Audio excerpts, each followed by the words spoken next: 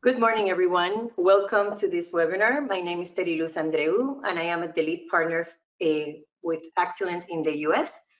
Excellent is a global consulting firm that specializes in cultural transformation and leadership development. And our mission is to help organizations change norms and mindsets that prevent human and business prosperity.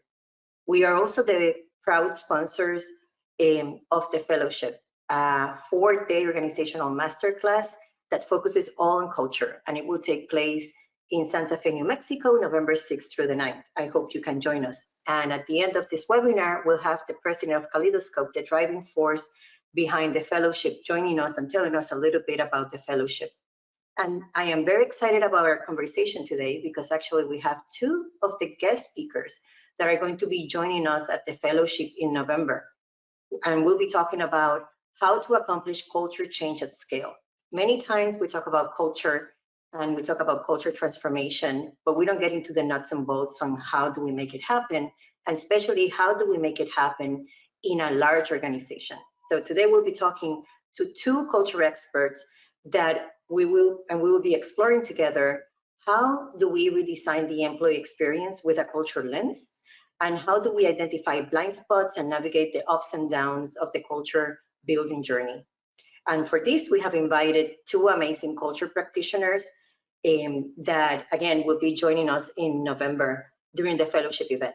And as we go through the conversation today, I encourage you to put your questions and comments in the chat. We'll be reviewing and leaving some time for Q&A at the end of our conversation. So I would like to now welcome and introduce our two guests. First, I would like to welcome Nawal Fakhouri. She's the Director of Employee Experience at LinkedIn. And Nawal, hi Nawal. We're Hello. so happy to have you. And Nawal joined LinkedIn in 2014 when the company was moving through a time of a lot of change, for hypergrowth to scaling. And then she helped the organization navigate the whole integration with Microsoft and was part of the task force that was helping enhance their culture and embed their values throughout this whole process. So we'll be hearing more from Nawal on how she helped with a big team, but how she helped make this happen over 20,000 employees worldwide. So welcome, Nawal. Thank you. Excited to be here, my dear. And also our second guest is Kellyanne Doherty. She's the Chief Administrative Officer of Mr. Cooper. And if you haven't heard of Mr. Cooper, you're missing it. They're the leader in home loan servicing industry with over 4 million customers. And I had the pleasure of meeting Kellyanne last November at the fellowship event, and she rocked it. So I was super happy to have Kellyanne join us. And Kellyanne was a key, she's the head of everything that has to do with people, the way she likes to define it, everything that has to do with people and talent at Mr. Cooper. And I was very impressed on how she helped the organization with her team manage the process of reinventing itself to stay competitive in the marketplace in the midst of all the changes that went through in this very rapidly changing industry of mortgage lending by putting people and culture at the center. So welcome, Kellyanne. We're very excited to have you. Thank you so much for inviting me. Welcome, everybody. So we have a lot of people that were very excited to join us. I know I got a lot of messages about people really looking forward to this conversation. And as I was talking to Nawal and Kellyanne yesterday, we said, we're going to do this a little bit differently. We're going to do it a little bit different from the normal webinar where everybody comes and just share the good things that happen, right? We're going to put the curtain a little and we're going to have a very candid and open conversation, because that's how we learn, right? Of what worked, didn't work on our different culture journeys. And first, I would like to start with you, Kellyanne, because I think a lot of people can relate to the story that Mr. Cooper went through, you know, with the pandemic, with the changes in the industry, even AI, everything has really been impacting your industry quite a bit, and your organization in particular. So I would love to hear, but you have been very intentional and purpose-driven, you know, in your culture journey. So if you can share with us a little bit about your journey, and also what has been the secret sauce of your culture transformation process? So I love this question because a secret sauce can have a lot of ingredients. So bear with me as I share a few of ours. And to really talk about our culture journey, I think it's important to start at the beginning. Terry, you mentioned what Mr. Cooper Group is. I like to tell people we're the largest home loan company that you've probably never heard of. We have about 8,000 team members worldwide, and we serve more than 4 million customers. And our journey really started about 7 years ago. So we started it not because we cared about our team members, to be really honest, but we knew we had a business need. The mortgage industry was changing, the landscape was changing, and we felt like we needed to change with it. And a branch transformation got underway.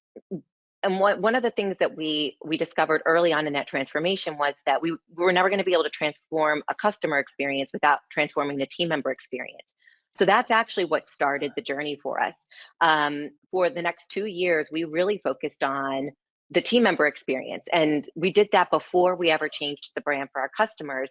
And in that 2 years, we were able to do everything from reimagine our performance management experience to the way that we talked to our team members, to even some leaders. And I think that that was really a critical part of how our journey got off on the right foot. You fast forward to today, and our culture really is at the center of everything that we do. I think we really lead people first, but it's only because when we started our journey, we recognized that in order to have a good business result, we had to be team member oriented.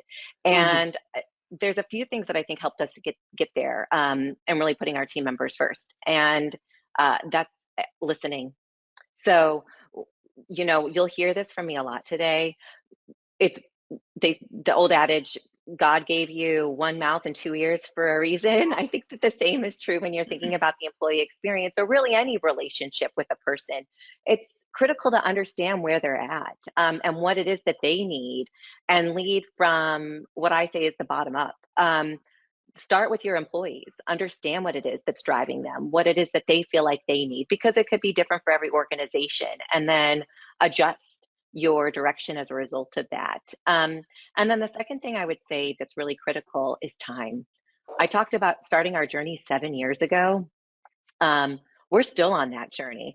I don't think anybody in the organization would say that we have maxed out on our culture potential. We think we've made a lot of progress, but we know that it's a constantly evolving need for our organization to focus on culture. You're going to hear this if you join the fellowship, which I highly encourage you to do, but Ginger Hardage says you have to nourish constantly cultures.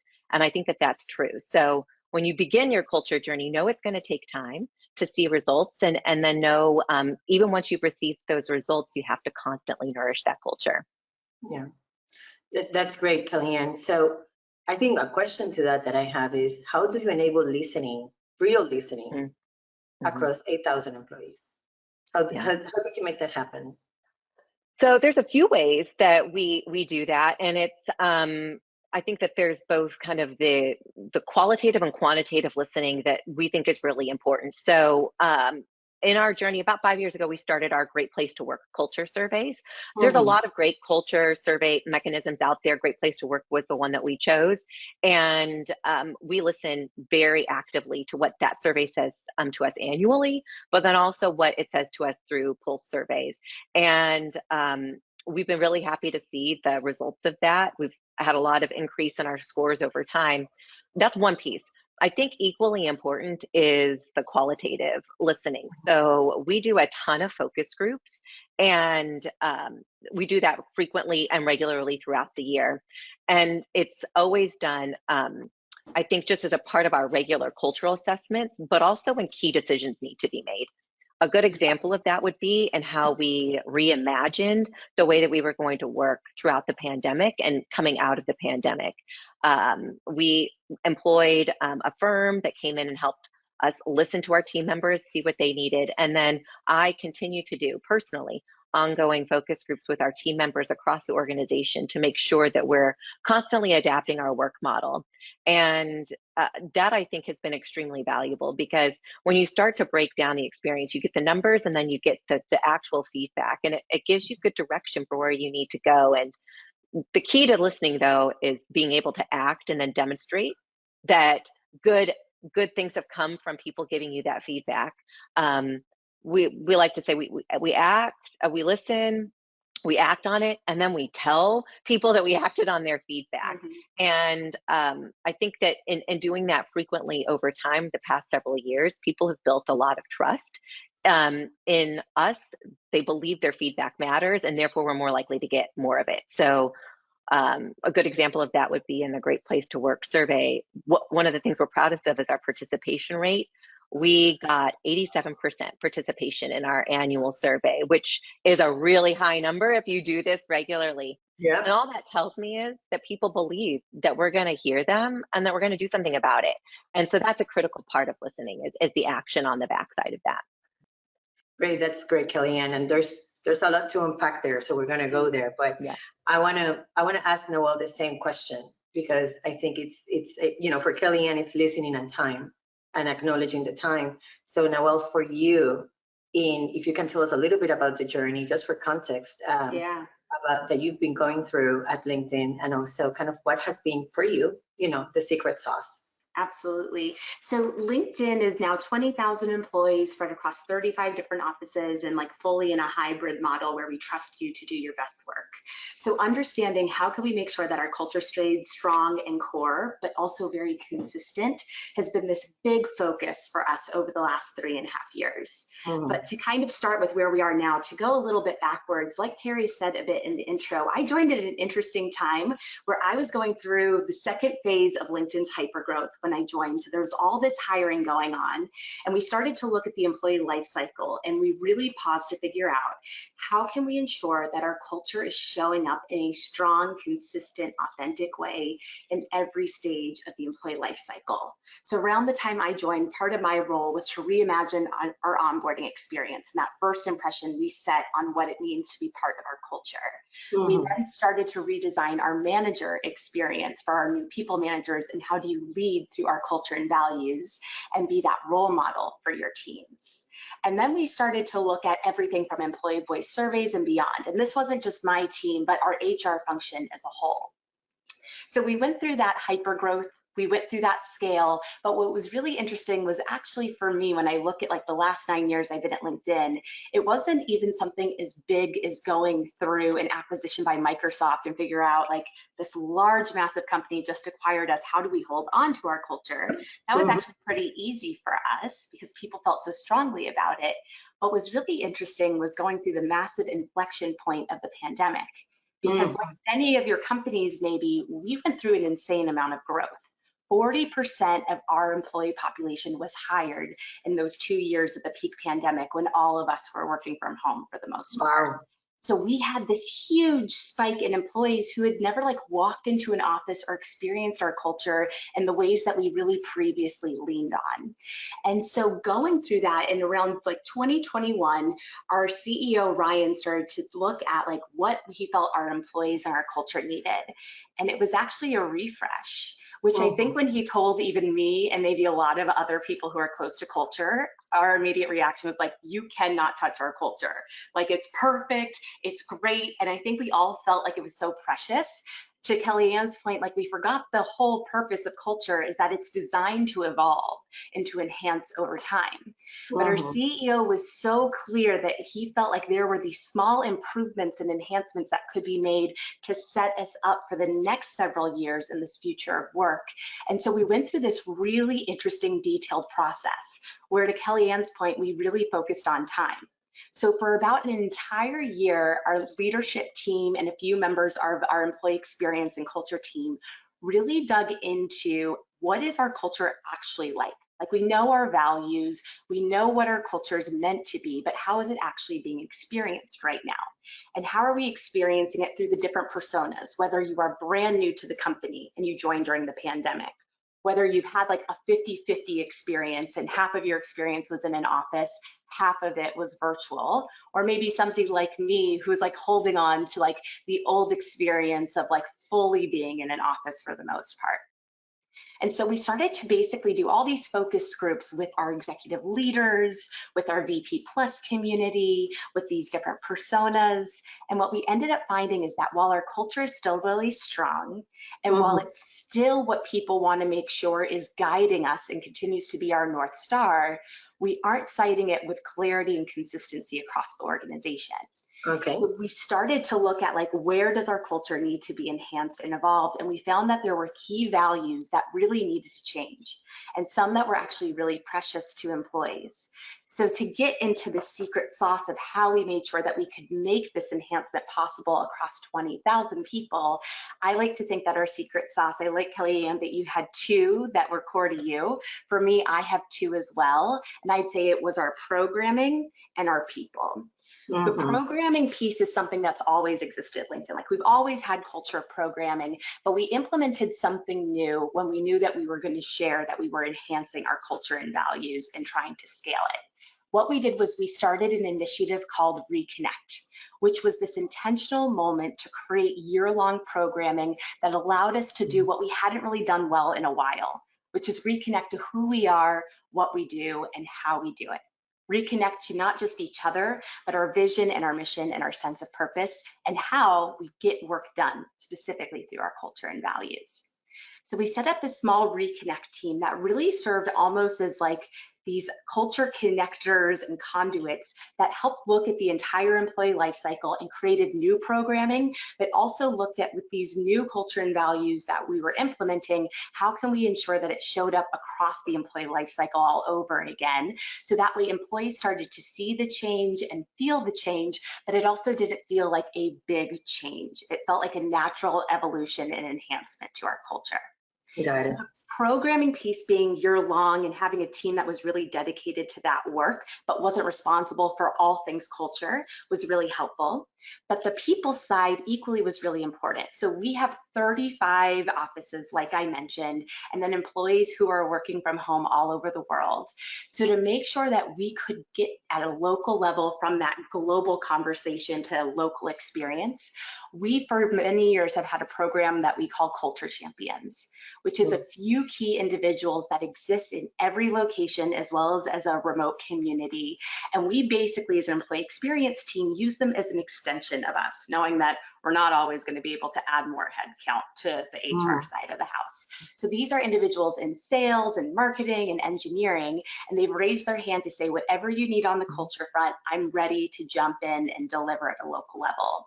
And so throughout time, every time we felt like we need an experience at a local level, or we need reinforcement in our messaging through peers, we get to go to that community and really share with them the context, so they have not just the messaging, but they have the energy around why we're doing particular things, and then delivering to create a really tangible, memorable employee experience, whether it be virtual, hybrid, or in person. Yeah. Okay, well.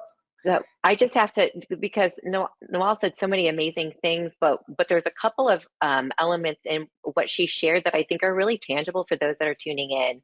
And that was creating the employee experience roadmap, like looking at the entire life cycle. For those who are starting off in your journey and trying to understand how to improve culture, I really encourage you to start there. When we think about improving the customer experience, people always roadmap that out. They know all the touch points, they know what great looks like, they know where the pain points are, but so rarely do companies think about that from the employee experience perspective. And if you start there, I think you're going to find opportunities that pop up almost immediately. That was one of the things I learned at the fellowship, and was frankly one of the first things I did with my team when I took over leading people. And then the second thing was how she's listened to a lot of different groups within the organization. I said this earlier, you can't go top down when you're talking about culture.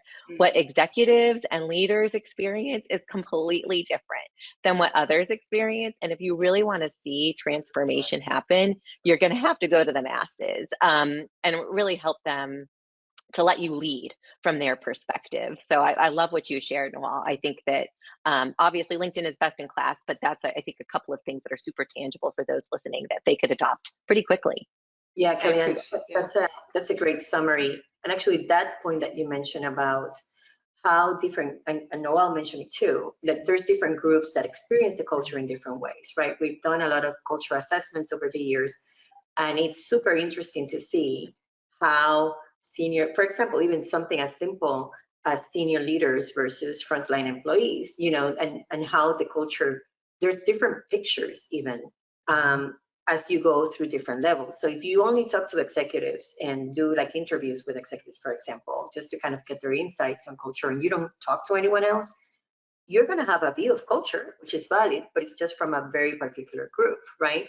And that's where a lot of blind spots I've seen happen in things, for example, like empowerment. Obviously, senior leaders are more empowered, than the rest of the employees. Or agility, for example. Well, everybody, marches to the rhythm. So obviously, they may have a different view. So I'm curious to see, because both of you mentioned that this was something you did, like listening to different groups and having different views of the current culture. And now, well, maybe you can help us here. Is that, did you find a lot, I'm just curious, did you find a lot of discrepancies between like the levels in terms of how they viewed the current culture and the areas of opportunity, and how did you bridge those so you could get like to a common understanding, right? Like people get over their biases probably on how they experience things.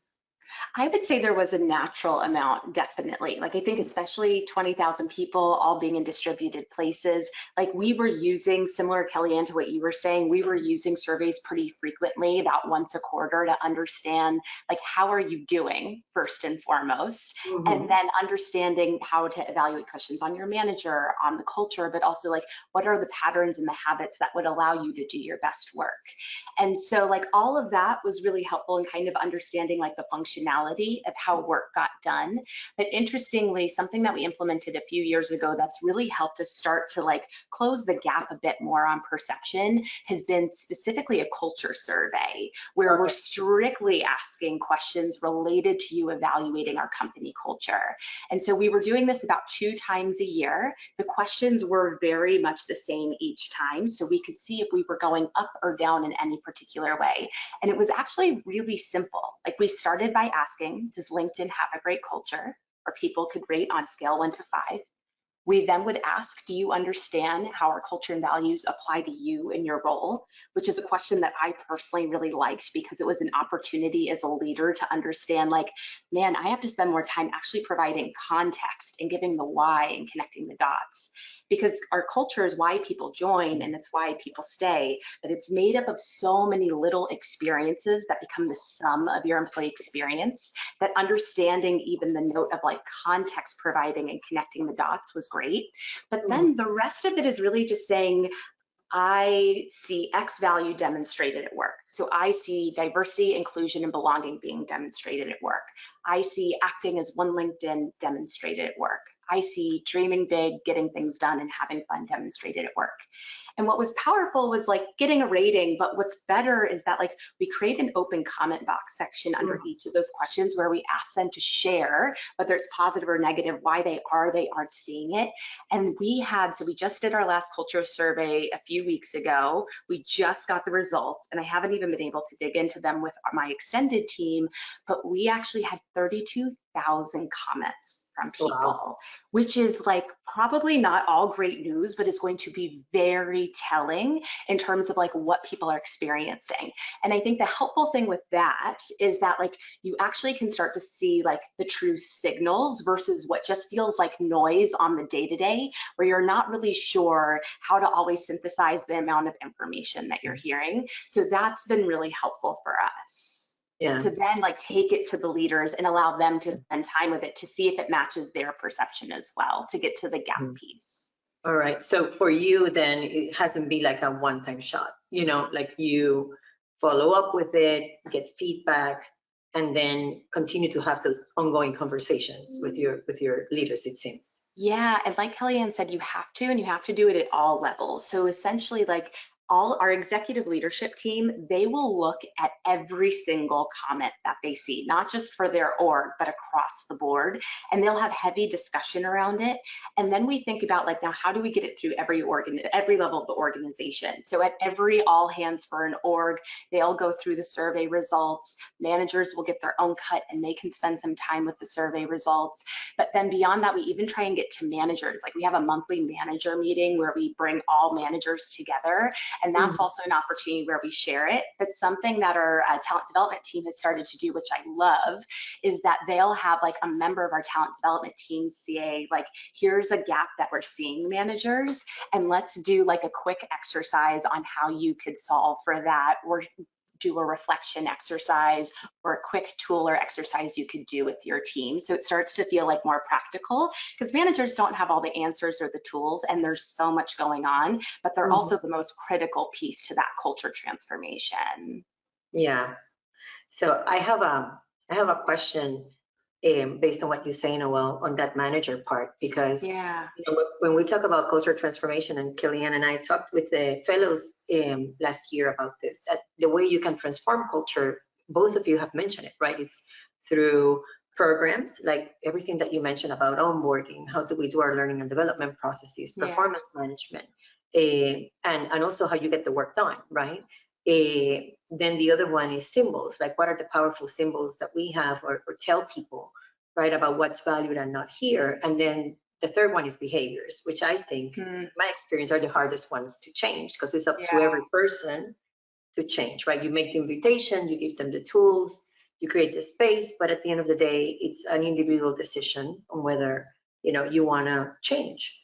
So with your managers, when you identify those gaps, what kind of tools or support do you provide them on a more probably programmatic basis? Because I think that's what our people here that come from HR, learning and development, may have a little bit more control over. So hey, how do you connect the dots, between just like one-time conversation versus really giving them some support and tools for them to maybe change some mindsets or behaviors at scale, right? Because we're talking about a lot of managers. Most definitely. And what I've seen LinkedIn do really well through our talent development team is kind of the range of stuff that's really robust in a large time commitment, and things that are like quick hit, high on the inspiration and the tactical index. So like from like a more robust perspective, we've really established just in the last few months, what we're calling leadership academies, and they're all centered around our culture and values. So the first one I went through was the Inspire Academy, where we went through every single one of our 6 values and spent time actually looking at not even just LinkedIn content, but just like great TED Talks and other content that's just immediately available that helps you think about how you can practice our values as a manager. So a great example is that like one of our values that was on the newer end that we introduced is we trust and care about one another. But trust is one of those things that like it's hard to really break down. What does that look like? So we found this great TED Talk that's all about the triangle of trust. And so that was part of the curriculum, and it's something that like I was immediately able to not just hold on to as a manager, but ping to my team and say like, let's all watch this, because I feel like we could all benefit from this, and build it into our language. So we had like academies that had like great content and skill building and like peer networking time. So I could say, here's what I'm struggling with, how would you all deal with it and manage that? But then on the other side, like using like whatever form you have available to you to just pepper in different helpful resources. For example, we went through layoffs not too long ago, and it was jarring for a lot of managers. Like they didn't know how to really talk to their teams, but they wanted to. And so we immediately had a people manager meeting, and one of our talent development team members said like, this week was tough. I had a really tough time with my team, and here's what we did. And so what she ended up doing and shared with our managers in real time is she role modeled the conversation that she facilitated with her team. Sometimes you have no idea, like, how do I discuss this? But she actually dropped the link right into the Zoom chat in case people wanted to use it. So it didn't feel overly robust or formal, but it felt very like peer-to-peer, here's a quick tool. And so what she ended up sharing, interestingly, was the feeling wheel, which is like a series of keywords, and she had everybody on her team kind of point to like, what is the feeling that you have right now? And like just giving them space to kind of like name it to tame it, if you will. So there are just small things like that that we feel like have taken out some of like the choreography and the formality and just made it feel a lot more real on like the supporting manager behavior front. Yeah, more organic, right? Like, it's not something that is driven by HR or by learning and development, but it's just something that is driven by the community, right? Like the community, which I think goes very well with LinkedIn, right? Because you're a community, so it's part of your DNA. That's right. The one Kelly? thing that the one thing I would build on what Nawal said is thinking about how you're promoting people into leadership and ensuring that culture and those types of behaviors are present before they get the job in the first place. So we actually spend a lot of time thinking about our succession planning and our talent development planning in the context of who both leads from a productivity perspective, but also a culture perspective. And we try not to put people in positions to lead if we don't feel like they're going to lead towards the culture that we have built and what people expect to see. We also have like a program called So You Think You Want to Be a Leader, and So You Think You Want to Be an Executive. And it's really about helping people to understand before they've taken on that job, what that job means and what it looks like to lead from a behavior perspective. And we found that that's really helped us as we've continued to evolve, because it's one thing to give people the right tools, and those people that are well equipped to be good leaders in your culture are going to take those tools and do the right things with them. But if they're not well equipped and they don't have the right spirit behind their behavior, it's really hard to get them there. And so we focus on making sure that at the onset, we have confidence that they're going to be able to lead in the way that we think helps to foster a good culture. And I'll be really candid with everybody here. When we started our journey, there were some leaders that didn't end up making it on the other side of that journey. There was a man from Southwest that would come and talk to our group, and he said, not everybody gets on the bus. And it was their choice. I love the way Southwest puts it. They say they promote people to customer. And I don't want to be flippant about that, because it's not a flippant decision. But when you're trying to build a culture and you're trying to build behaviors around that, there are times when people don't fit that model when you're going through a journey, and it's okay for those people to find different roles and different cultures that do suit them. There's a culture out there for everybody. So that's one of the things that we've done over the past several years that is one of the more, I think, unpleasant aspects of building culture, but I think a really important one. You have to have people that believe in what it is that you're trying to accomplish. Yeah, and I love that idea, Kellyanne. I think so many people can benefit from that, because so many of us over our careers have fallen into leadership roles, right? Because there was no one, or because we thought it was the right thing to do, but probably it's not what it's aligned to what we want. And that's when you end up with leaders that are not really passionate about being people leaders. They may be leaders in ways, but not, so I really love that idea. And you put the insights into what it means, and then decide, is this something you want to do, and then what are the expectations? So that's fantastic. It's so interesting that you say that, because just yesterday we were talking about some of our leadership development programs with our CEO, and our head of talent development shared that an interesting outcome of the So You Think You Want to Be a Leader classes has been that many of those people end up not becoming leaders. They go through the program and they think, I think I really like this individual contributor path and I can grow in my career in that way. Or rather than grow linearly, I'd like to try something different. And I think that is just as successful an outcome as seeing people get promoted into management, because it's best to help people find what career path is right for them and not just have them follow a specific path. But it was an interesting insight from yesterday. Well, and it can take care of some of the feedback that we hear very commonly about people's dissatisfaction with career opportunities, right? Which is, I want to be promoted to manager, but then no one tells them straight why they're not being promoted. So this is kind of a way of putting people in charge of their own careers and then deciding what path they want to take. I love it.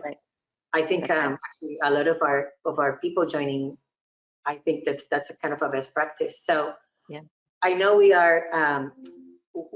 there's a question I'm dying to ask to both of you. And it's because both of you mentioned that one of the secret ingredients of your secret sauce is time.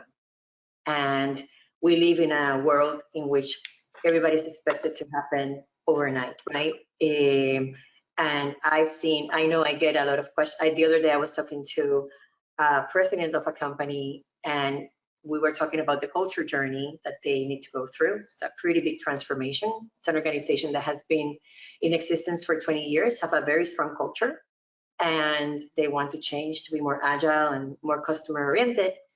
And he was asking me, so how long does it take for this to happen? And I'm like, well, it's going to take time, but we can start, we're going to start making strides, but it's not going to happen overnight. And he was like upset about my answer. And I'm like, well, it took you 20 years to get to where you are today. It's not going to change overnight.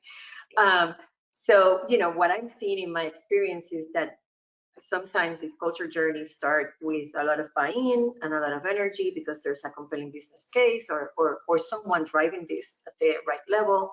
And then things reach an inflection point where things can fizzle, especially if business is not great. Now, you mentioned layoffs. I know, Kellyanne, you went through something similar. And you kind of need to make some people feel they need to make a choice, right? On whether they continue to put effort and invest in these kinds of efforts, or if things just fizzle away, there's not a priority, we just need to focus on other things. I'm wondering if you had those conversations within your organization, and how did you, obviously it seems that you didn't go the fizzle way, but I'm wondering, how those conversations happen and what did you do in order for it not to fade? So Kellyanne, maybe you can share with us a little bit about your experience. Sure. Well, I started at the beginning by saying that we've been on a 7-year journey, and the first 2 years were spent without us even really doing culture surveys. There was that much work that needed to be done, and I'm very proud to say, if you were at the company 7 years ago versus today, you would say it's a completely different organization, and that's been intentional, and it's taken that much time.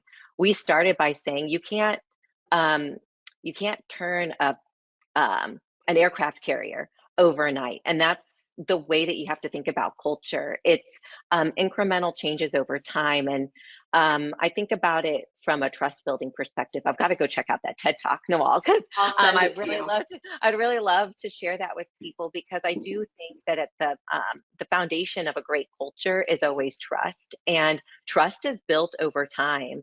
And the interesting thing about trust is that it's a two-way street, right? You can't get trust without giving some trust. And I think that is a constantly, it's a muscle that you constantly have to be exercising.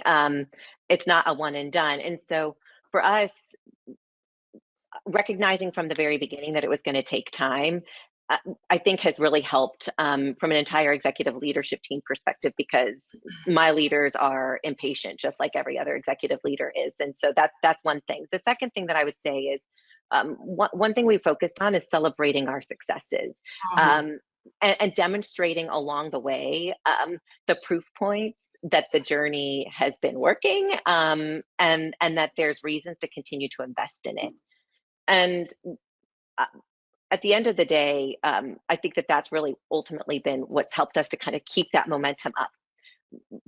But there's also external factors at play, and the pandemic was a huge one. I think it's affected every single organization out there. And so it's not, and that's another thing that I think is really important. Culture is what you work on building over time within your organization, and you can use the employee experience as a big driver of that.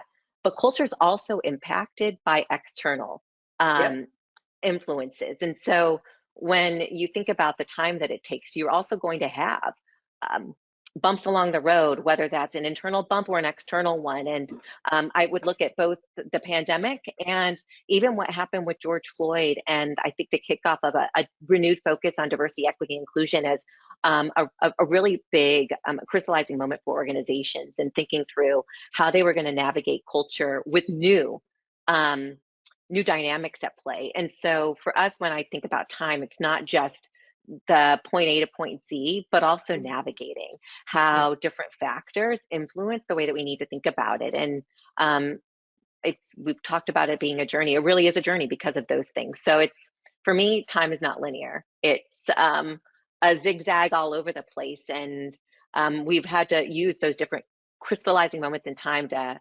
reshape or rethink or redirect culture depending on what those moments have been. Okay, great.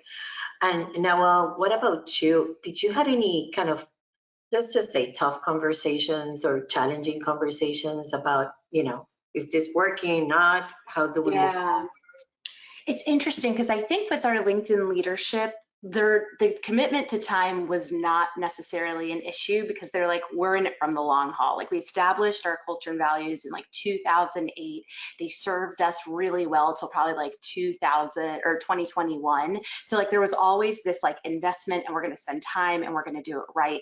And even I remember we kept pushing out when we were going to share with our employees what our enhanced culture and values were, because our CEO kept saying like, I want to talk to one more person. Like I want to talk to like the oldest engineer that I remember working with when I was his peer who's still here. Like there was just such range and really detail orientedness versus just like, let's blitz it and check it off the list. So there wasn't so much that, but interestingly, like the tough conversation to your question, Terry, was like pushing on like, but we got to keep the drumbeat going. Like we all know that like culture is not a moment in time, like it is a constant. So whatever you're releasing, you're sharing, like as much work as you might be putting into it for that moment, like that is not the moment, that is the kickoff, let's say. And then like there's all these like simple breadcrumbs that you're able to continue to like thoughtfully implement across every touch point that you have with an employee.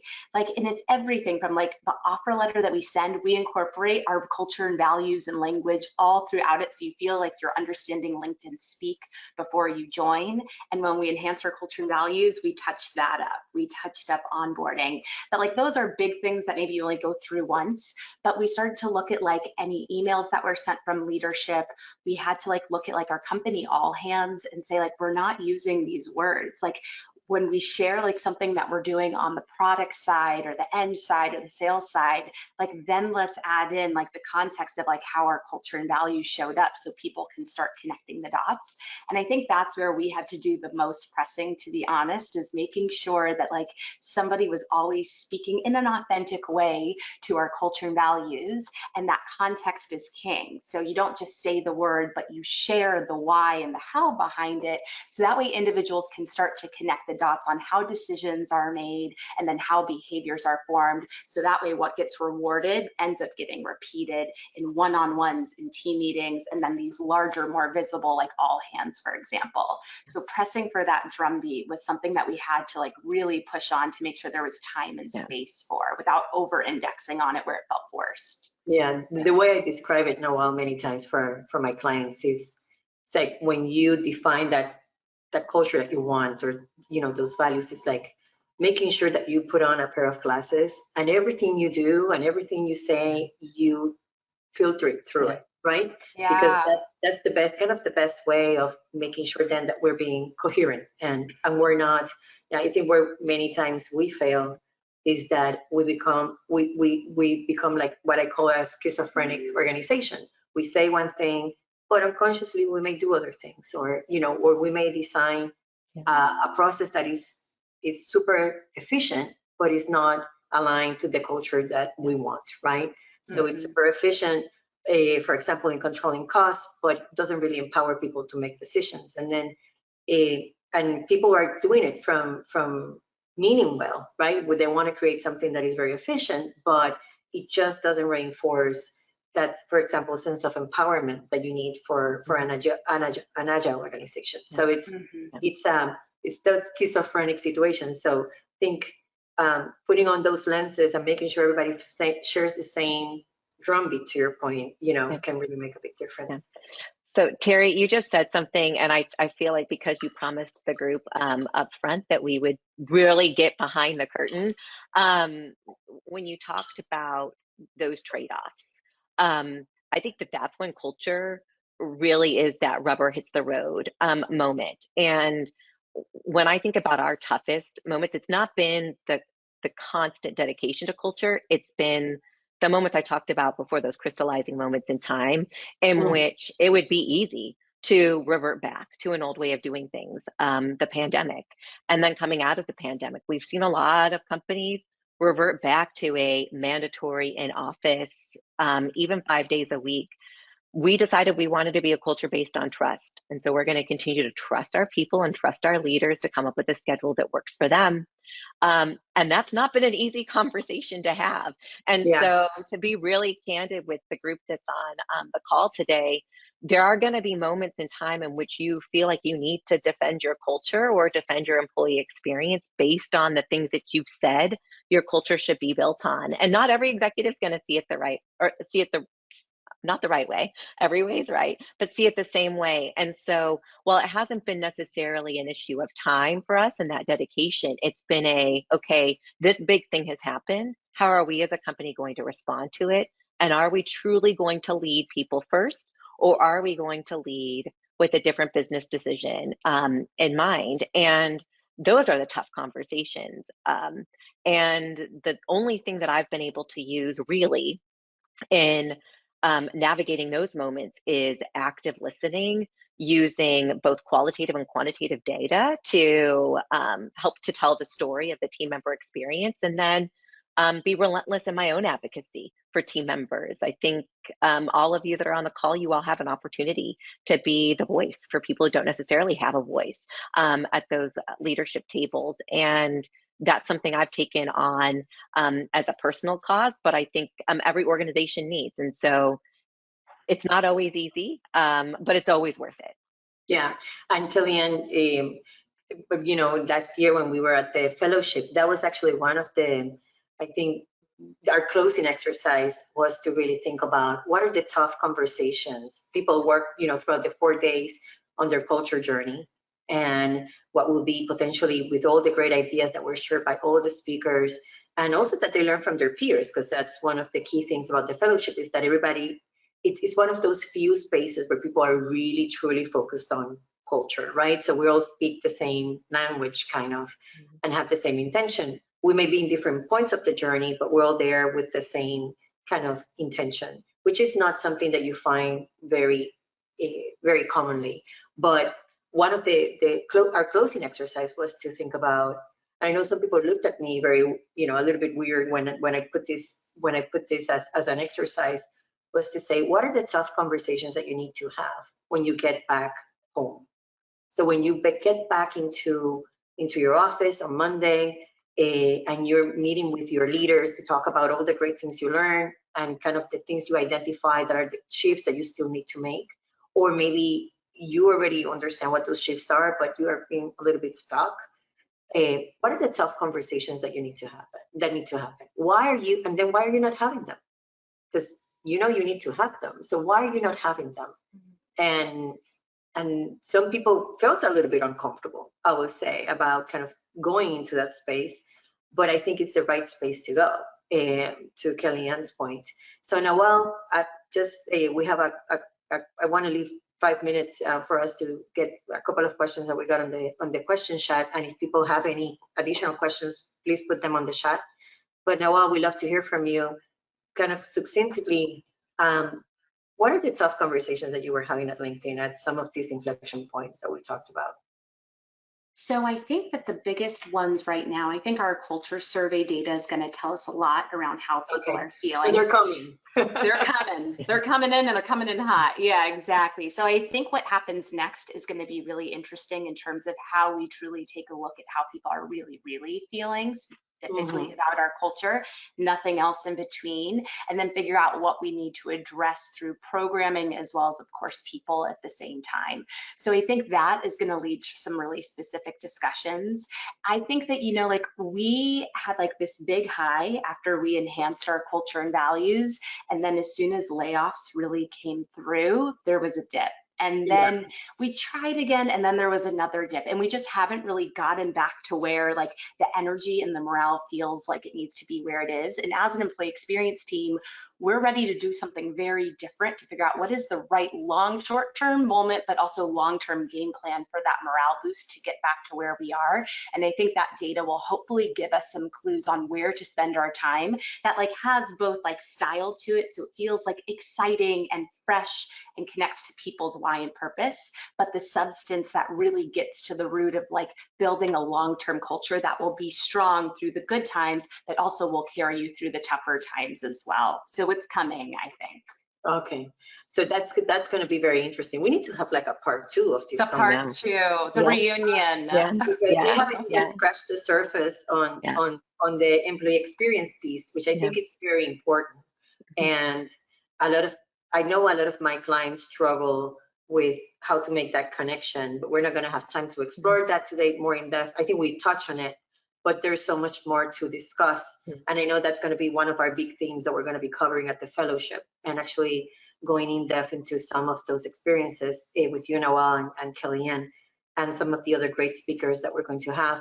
But I have one question that came up in the chat, and I think because Nawal touched a little bit on this, so I would love to hear from you, Kellyanne. People are saying, I'm in for part 2. This is outstanding. So I think we have a crowd here. So yes.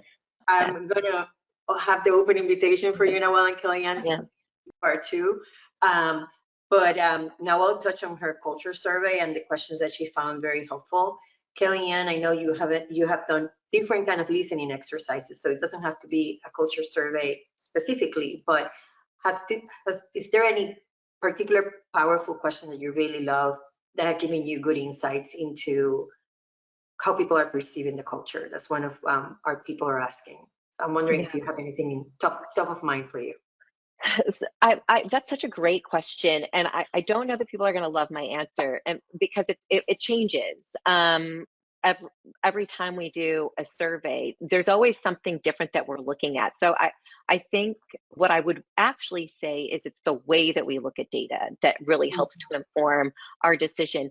It's because of where we're at on our journey. Now, we're really focused on ensuring that there's a consistency and experience across the board. So we look at our survey data and cut it across different demographics. We look at gender, we look at race and ethnicity. We also look at tenure, generations, position within the organization, to really help us understand where there are pain points. And interestingly enough, in this last survey, one of the things that we found is that there's some pain points in the people that have been at the organization for 2 to 5 years and 6 to 10. And you would think that those are the ones that are having the best experience, because especially that 6 to 10, they've decided they're in it, they've stuck with us. And it's in those types of insights that it helps us to really focus in on where we need to go next. And like I said, it really just depends on moment in time. The question that I was most interested in this last survey was, does management feel like we will lay people off as a last resort? It's a question that we've asked in every survey. It's one of our lowest rated answers. We're in the mortgage industry. It's pretty cyclical. We unfortunately have a good number of layoffs. And at the fellowship last year, I talked really openly about the fact that we had just done our largest layoff in company history. So coming into this survey, I was pretty worried about that answer in particular. And the reason why it matters to me is because I think that it talks about trust and intent. Do they really believe that the leadership team is looking out for our team members? And much to my surprise, that question actually went up a few points, which tells me that our people are trusting us more. And the secret sauce there is that we're just a lot more transparent, I think, than we used to be. And that's because we're afforded that as a result of where we've come in terms of our culture journey. But all that to say, my answers change over time. And I think it's okay for that to be the case. Because cultures evolve, there could be different things that you're looking at. But I do encourage people to look at the demographic data and also tenure and other things that matter to team members, because I think that in looking at that, you'll start to see where there are pockets that you need to really hone in on. Yeah, I agree, Kellyanne. So great insights. We could be talking for another hour for sure, at least. But one thing, Kellyanne, that you mentioned, just to kind of wrap up a lot of this, is that we talked about the importance of listening, the importance of, this is not a one-time shot, the perseverance, having the buy-in from the right people, right, and getting the support across the organization from people that are not necessarily your top executives, but can help you kind of deploy it. And then that foundation of trust. And Kellyanne, what I've seen in my experience, and also this has been shown by a lot of data, is that when you have a healthy culture to start, you can really navigate those ups and downs much better, right? That's right. So I think that's a business case on itself. It's like, you're healthy and you get sick, then you can recover much easier than when you are, having some health issues. And it's kind of the same for our organization. So thank you so much, Nawal and Kellyanne. We'll do part 2 if you guys are name. And I would like to invite Jason Teagle. He's the President and CEO of Kaleidoscope, the driving force behind the fellowship. So Jason, welcome. Hey, thanks for having me, Terry. Yeah, so you want to talk to our folks joining a little bit about the fellowship and the great event we have in November? Well, I guess I'm here to share the good news is that there is going to be a part 2 that I'm going to tell you about right now. So, but first, Terry, Noel, Kellyanne, thank you so much for taking the time and sharing your expertise and your insights and depositing so much wisdom into so many leaders today. So you three are the best of the best, and I can't wait for our reunion in November to be together in person and continue this conversation. So I'm just going to touch briefly on the fellowship, just so everybody knows about it and where to go to learn more. So as we mentioned, that was just the tip of the iceberg as to the depth and breadth of content and conversation that we will be having this November 6th to the 9th at the beautiful Four Seasons in Santa Fe, New Mexico. So we will be immersed in so much culture conversation and content for those few days. But in a nutshell, the fellowship has become, over the last 6 years, really the world's preeminent organizational culture masterclass. There's really nothing like it out there. This is not a conference or a seminar or training. This is truly a retreat that will not only give you a path forward, no matter where you are on the culture journey, but our hope is that you will leave just rejuvenated and refreshed as a leader, because we know that the culture is only as good as the health of the person leading it. So we want to just pour into a small group of leaders. We want to bring culture experts and pioneers like the three that you met today together to roll up their sleeves and personally mentor you all. We have developed, in partnership with the experts at Axilent, what we call a culture roadmap. And so no matter where you are on the culture journey, if you're just starting out or if you're further along down the journey, everybody will walk through this process, this culture roadmap process, so that everybody will walk away with truly a tangible plan to go implement right away. This isn't a conference that you write some notes and put it in a book on a shelf, but this is something that you will truly walk away with a roadmap to create a captivating culture in your organization. So spots are limited. It's only 65 people can attend. We've maxed it out at that for a reason, to keep it intimate and personal and really hands-on. So this isn't sitting in a ballroom for 4 days. This is interactive and hands-on with like-minded people, and as Terry said, people that share a common language, a common vocabulary, and more importantly, a common DNA that love people and care for people and truly want to leverage their profession to make the lives of others better in the organization. So there is a QR code that I believe Ben just put on the screen, so you can scan that. You can go to the website to learn more about the content in the program. You can register there before it fills up, or you can schedule a call with me, and I'd be happy to talk to you more about it, just in a one-on-one conversation. So that is it. The website is also www.experiencethefellowship.com, or you can scan that QR code. So that is it for me. But before I sign off, I just wanted to honestly thank Terry, Rebecca, who's not on today's call, but will be at the fellowship, and the whole Axilent team. They are truly the best when it comes to culture transformation. They are the world leader in culture transformation, and we are honored that this is their second year locking arms with us to really enhance the whole experience. So they help to craft the culture roadmap, and then really their role throughout the 4 days of the fellowship is to help to take all of the rich content that you're going to hear from really the leading culture experts in the world, and they're going to help translate that from what they're saying to how to make that practical in your organization. So we're so grateful for them. they're just a treat to work with, and more importantly, they're our friends and share this common mission to create captivating cultures. And we're so honored and grateful for them. So Thank you, Jason. So thank you for that. We're super excited about the fellowship. There's going to be another webinar coming up in September. So really look forward to that. We'll be keeping you informed. And I also want to encourage you to follow Kellyanne, the fellowship, Nawal, myself, and Excellent on LinkedIn. So follow us. There's great content that we share. And we look forward to seeing you in our next webinar and in November. Thank you so much. thank you. Thank you, everybody. Thanks. Bye.